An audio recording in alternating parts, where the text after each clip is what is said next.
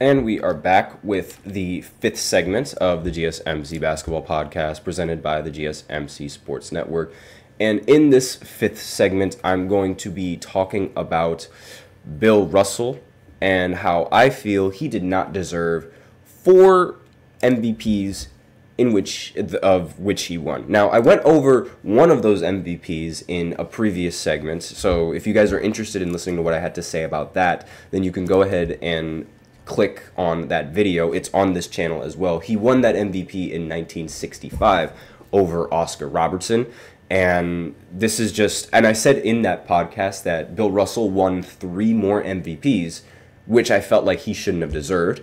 And I'm just going to go, this is just a segment going over that list of all the MVPs that I feel like he just didn't really deserve. Now, before I go into this segment, I do like to remind everybody that the voting in, like, the MVP voting at this time was very, very different. The players voted for the MVP as opposed to, like, the media and analysts and things like that. The voting was way different back then than it was here, which is why the result of these MVPs ended up turning out the way they turned out. So for any of you guys that are like, that would be confused, what were the voters thinking? What were the voters like? How could they come to this conclusion? It was because of the players. And, you know, this is just, you know, a disclosure before I go into this little debate, because you'll see, like, the numbers and, like, the difference between, like, these MVPs is staggering. Like, this is, you guys are going to be amazed. So, I said before, like, it was 1965, right? So, I might as well go ahead and go. We'll skip it. We won't do, like, from the same order that I've done before, so I won't start at 1963. Since the winner is still Bill Russell, I might as well go ahead and start with the first MVP that he won that I felt like he shouldn't have deserved, which was his MVP in 1961, where he won the MVP over Wilt Chamberlain. So the only reason that I think Bill Russell ended up winning the MVP over Wilt this season was due to team record. Because while he was a phenomenal defender and his numbers were good, he lacked way behind a lot of his other peers offensively.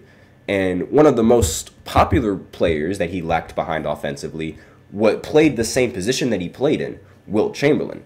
And when you look at the numbers, Wilt by far had the better individual stats, averaging 38, 27, and 1. Meanwhile, Bill averaged 16, 23, and 3. Now, Bill Russell's numbers are fantastic, but again, they just completely pale in comparison of Wilt Chamberlain's averages, and Wilt averages better everything aside from assists.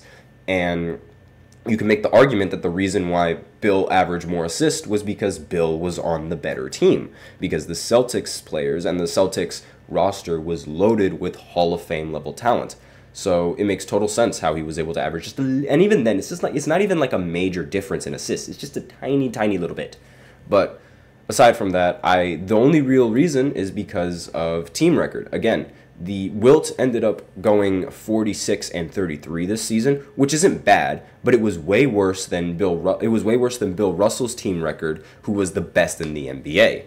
And obviously, like, you know, the best in the NBA, like, that's value, and I understand why some players would consider that value. But remember, one of the rules was that you couldn't vote for yourself or your teammates.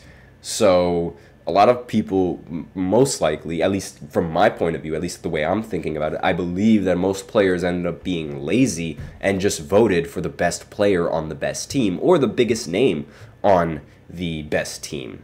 Right? Like, that's sort of the only thing that can make legitimate sense, because a player who averages 38, 27, and 1 on 50% shooting on better everything, while at the same time having a winning record, should win the MVP. In this year, he would win the MVP, without a question. So, next season, now if you thought 1961 was flat out wrong, 1962 is a crime in of itself. So, it wasn't just Wilt that got robbed of the MVP this season. It was numerous players that you could argue had a better season than Bill Russell in this season when he won the MVP. This is considered one of the most infamous MVPs in NBA history because of how many players were robbed of this MVP. Like, a lot of players were playing, like, this is a very, very solid year in basketball in the early games. So, for starters, Wilt averaged 50 points, yes, 50 points, and didn't win the MVP, along with 26 rebounds, while also having the best advanced stats in the league. And as I said before, there were other players that deserved this MVP award over Bill Russell. Oscar Robertson, he averaged a 30-point triple-double on crazy efficiency, the first and one of two players to ever do that. Elgin Baylor is another player that played really good. He averaged 38, 19, and 5 while serving in the military, which doesn't get talked about enough. And then Jerry West averaged 31, 8, and 5. So Bill Russell averaged 19, 24, and 5. Again, they're really, really good numbers, yes. But they pale in comparison on the offensive side of the ball when you look at everyone else and what everyone else is averaging. I mean, 50 points? And yes, they are good numbers. Bill Russell, his numbers aren't bad. That's not what I'm saying. But listen to every other stat line that I just said and tell me which one of them you think deserves to win the MVP. Obviously, it's going to be Wilt. But the Celtics ended the season 60-20 this season. So that's the biggest reason why Bill Russell, at least the way I see it, Bill Russell ended up winning the MVP. Now, if I were to give it to anyone, I would have given it to Elgin Baylor just because of the fact that he served in the military. That is the most valuable player right there, defending our nation. Yes, sir. But legitimately, if I was just talking about basketball, yes, it should be Wilt Chamberlain that won this award. And the last MVP that I'm going to talk about that I don't feel like he deserved was 1963. Yes, for 3 straight years, Bill Russell ended up winning an MVP when he shouldn't have. And he averaged 17, 24, and 5 this season, which is good. But again, Elgin Baylor just was much better this season, averaging 34 points per game, 14 rebounds, along with 5 assists as well. So he's averaging roughly 20 more points than Bill Russell, and he's just averaging 10 less rebounds than Bill Russell, and we're acting like 14 rebounds isn't a lot of rebounds. Now, yes, 24 is ridiculous, yes.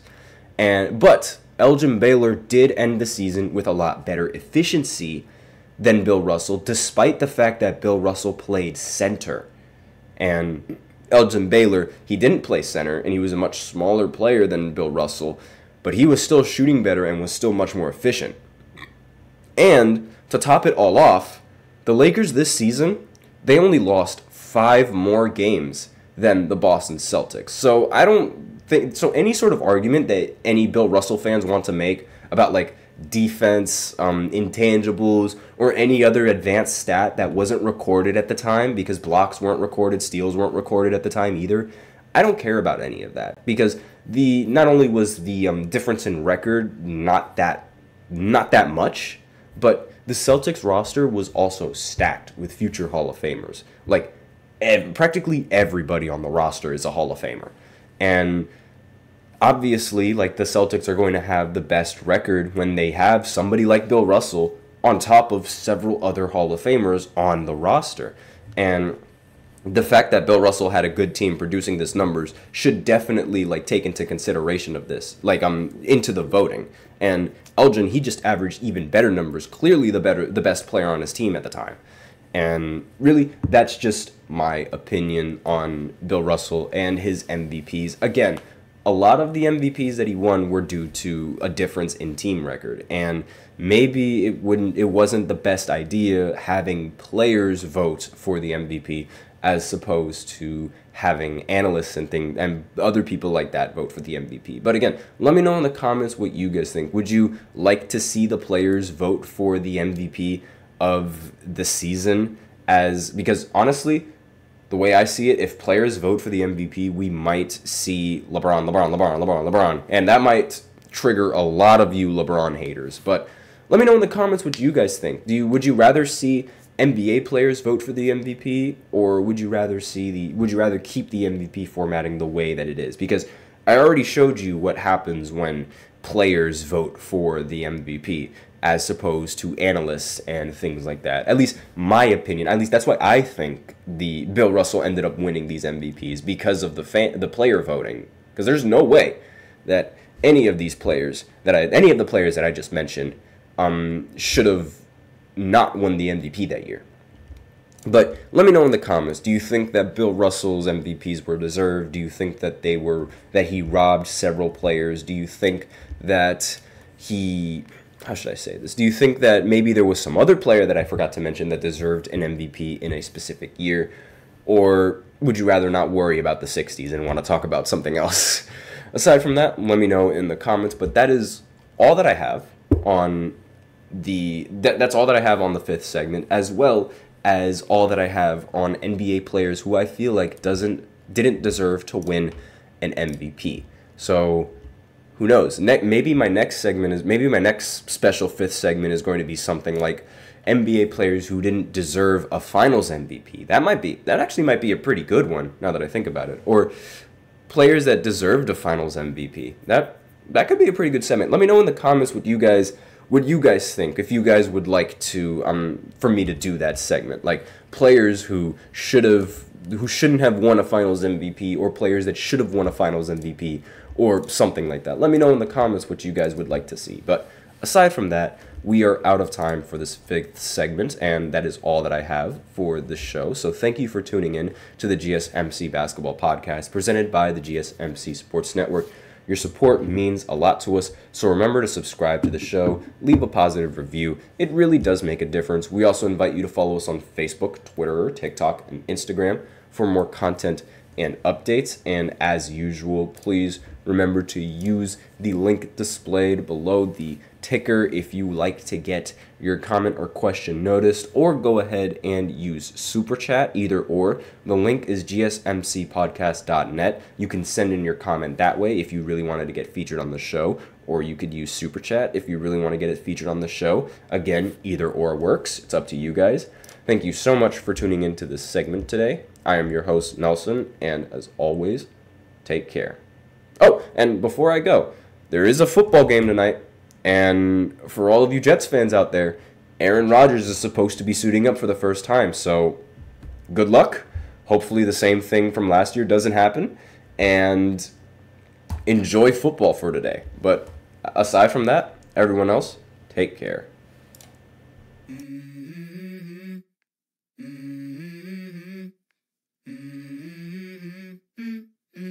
Let's go. I wake up to a little bit of drool on my pillow, feel like it's gonna be a bad day. Yeah, I'm tired of shit, and the coffee ain't hit yet, damn, ain't that great. I don't wanna go